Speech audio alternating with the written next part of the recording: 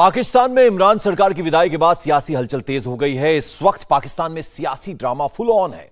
सबसे बड़ा सवाल ऐसे में यह है कि क्या वाकई शहबाज शरीफ के पास ही सत्ता रहेगी या फिर कुर्सी का रिमोट नवाज और जरदारी के पास होगा, क्योंकि पाकिस्तान की सत्ता की म्यूजिकल चेयर के वैसे तो कई किरदार हैं, लेकिन 5 नाम सबसे ज्यादा अहम है, जिनमें प्रधानमंत्री के दावेदार शहबाज शरीफ तो है ही, लेकिन उनके साथ साथ 4 और नाम हैं जो पाकिस्तान की कुर्सी और वहां सत्ता में दखलंदाजी करेंगे। नवाज शरीफ, आसिफ अली जरदारी, बिलावल भुट्टो और मौलाना फजलुर रहमान। तो क्या शहबाज शरीफ सिर्फ पाकिस्तान में मुखौटा होंगे? इन तमाम बातों पर एक्सक्लूसिव बातचीत के लिए हमारे साथ इस वक्त जुड़ चुके हैं जाने माने कॉलमनिस्ट तारिक फतेह साहब। तारिक फतेह साहब, आदाब आपको और बहुत बहुत स्वागत आपका इंडिया टीवी पर। सर, इससे पहले कि मैं कोई और बात करूं, मैं आज के जरा ट्विटर पर आपका ध्यान ले जाना चाहता हूं। जो ट्वीट किया है इमरान खान ने, उन्होंने कहा कि हमें आजादी 1947 में हम मिली थी और इंडिपेंडेंट स्टेट जब हम बने थे, लेकिन फ्रीडम स्ट्रगल आज से फिर शुरू हो चुका है, क्योंकि वो विदेशी कॉन्स्पिरेसी की बात लगातार अपने जो उन्होंने एड्रेस किया था 2 दिन पहले उसमें भी कही थी, और फिर से आज उन्होंने ये बात कर दी है। तो फिर चले जाएं बांग्लादेश। पाकिस्तान तो वहीं बना था ना, जिसपे क्लेम बनना चाहिए, तो वहां जाके बात करें। ये बाकी आजादी कहां से जंग लड़ रहे हैं? जब आजादी के लिए लड़ने की बात थी, जब स्ट्रगल की बात थी, जब डिक्टेटर सामने थे, तब तो ये रंगरलियां मना रहे थे। अब बुढ़ापे के अंदर इनको याद आ गया पेट्रियटिज्म के साहब कॉन्स्टिट्यूशन के लिए लड़ेंगे। अरे कॉन्स्टिट्यूशन के लड़ रहे थे तो वायलेट क्यों कर रहे थे तुम कॉन्स्टिट्यूशन? तुम्हारे सामने सुप्रीम कोर्ट जजेस ने फैसला दिया है, and you were playing games in parliament कि वहां तकरीरें चल रही हैं और नॉन स्टॉप, और वोट के लिए जाते हुए डर रहे। देखिए, कोई रेवोल्यूशनरी, कोई डेमोक्रेट, कोई आजादी का जो परचम उठाता है, वो खौफ के बगैर जाता है कि गद्दी कहां जाएगी। अगर कुर्सियों की लड़ाई होती तो वैसे तो कितने अंग्रेज अपॉइंट कर देते, लाखों छोटे छोटे जमींदार और बड़े बड़े महाराजा घूमते रहते थे छोटे छोटे स्टेट्स के, उनके हवाले करके चले जाते।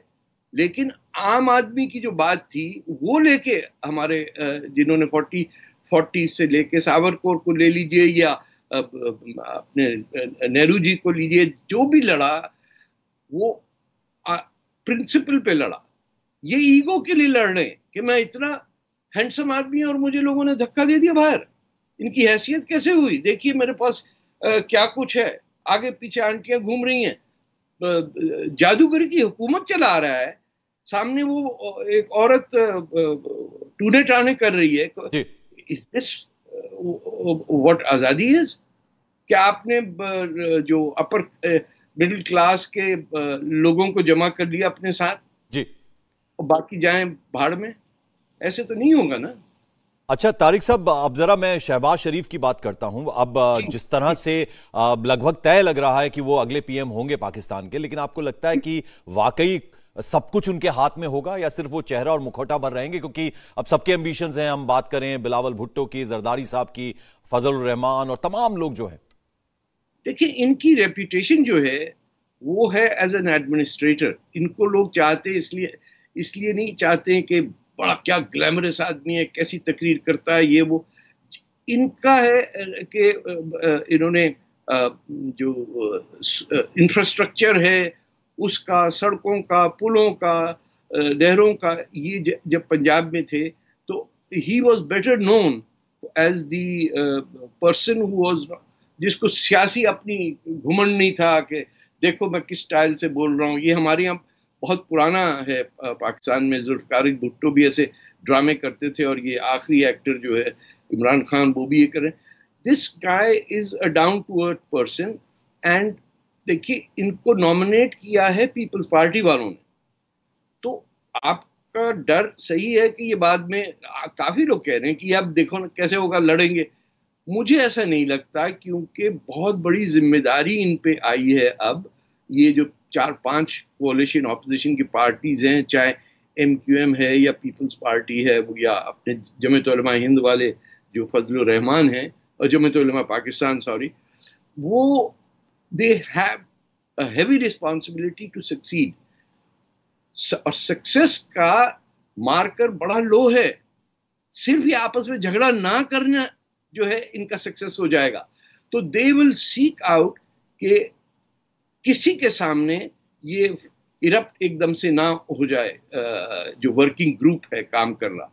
आपके हिंदुस्तान के अंदर भी बड़ी बड़ी कोलिशंस बनती हैं with major party at the head, लेकिन इनका ये है कि मुस्लिम लीग नून जिसे कहते हैं, नवाज शरीफ का ग्रुप जो है, और Peoples Party, these are the main.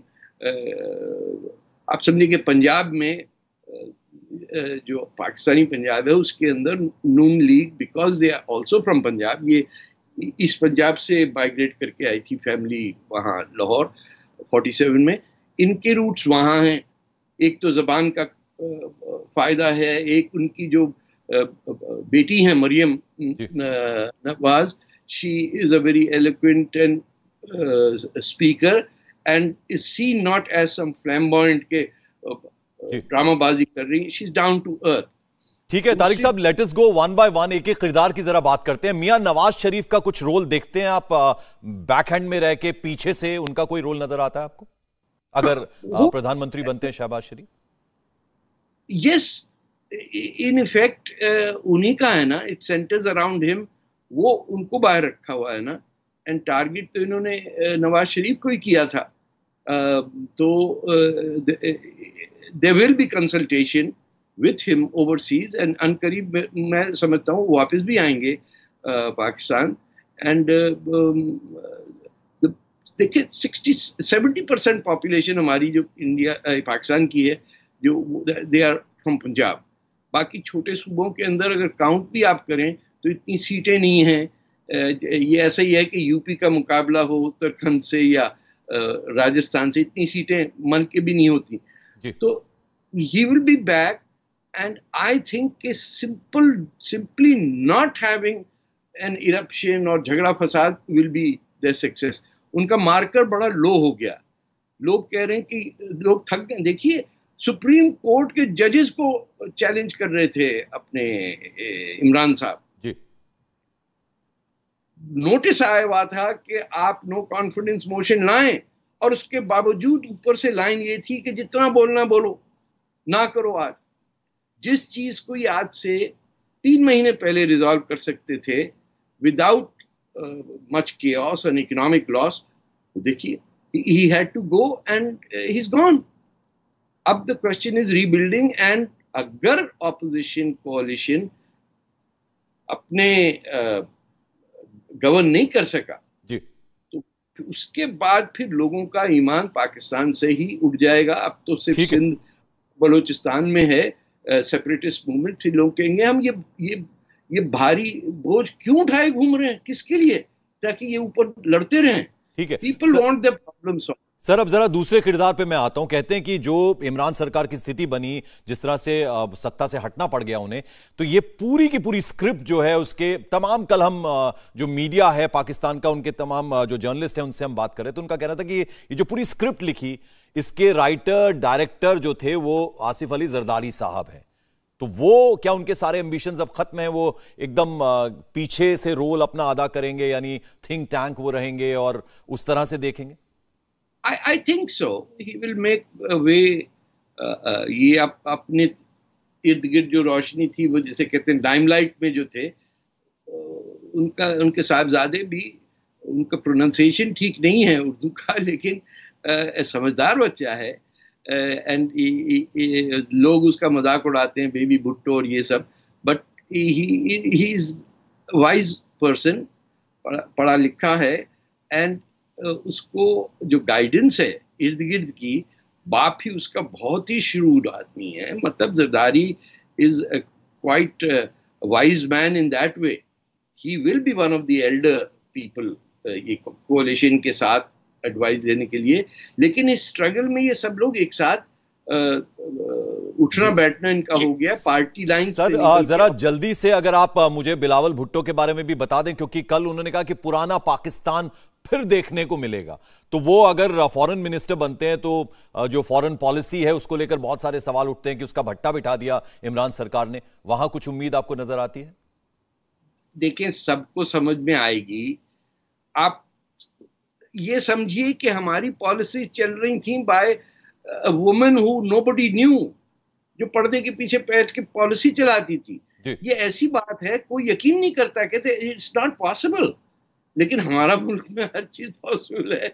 तो वो simply restoring everything to pre sort of this chaos area के हिंदुस्तान से बातचीत, ये आप देखिए कि आर्मी के चीफ ने भी पहले कई दफा ये इस बात का जिक्र किया है कि there is no point in putting all our resources into the war machinery.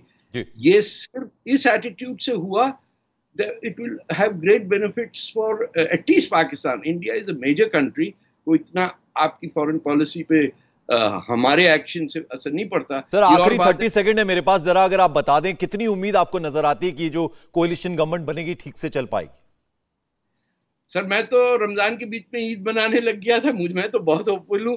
आप ये समझिए कि maybe I am not speaking strictly intellectually, but I am extremely happy कि पाकिस्तान में आखिर सुप्रीम कोर्ट को किसी ने एक्सेप्ट किया, और ये फ्यूडल निज़ाम कि हमारे सेठ ने कह दिया ये करो, ये ख़त्म हो गया। This is a major development.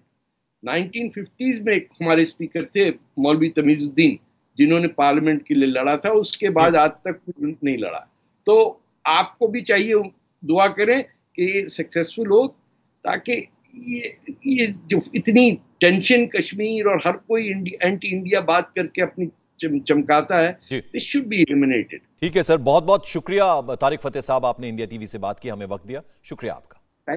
Thank you sir. India TV हर वक्त हर जगह डाउनलोड करने के लिए सर्च करें India TV news Google Play Store या ऐप स्टोर पर।